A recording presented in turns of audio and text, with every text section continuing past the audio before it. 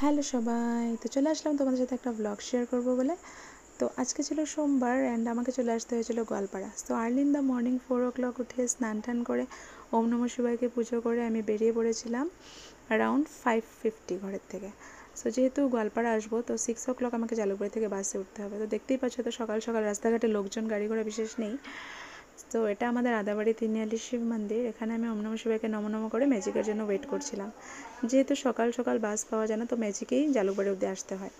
তো জালুকবাড়ির থেকে 6 o'clock Sony বা FM আমি পেয়ে যাই। তো আজকে সনি বাসটা পেয়ে গেছিলাম। 7 লং ইয়ার্স এই রুটে ট্রাভেল করছি।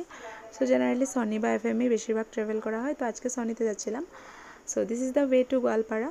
দেখতেই পাচ্ছ গ্রিনারি অ্যান্ড গ্রিনারি। আজকাল না মর্নিং ভিউটা খুবই ভালো লাগে দেখতে। তো আমি অ্যারাউন্ড 9:45 স্কুলে পৌঁছে যাই। স্কুলে পৌঁছে স্টুডেন্টরা আমার জন্য খুব সুন্দর একটা ওয়েলকাম নোট রেখেছিল।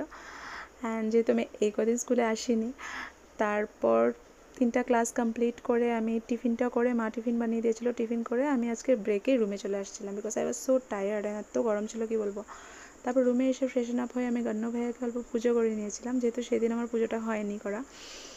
তো গণ্য ভাইয়াকে পূজা করে আমি অল্প ভাত বানিয়ে খেয়ে অল্প রেস্ট নিলাম।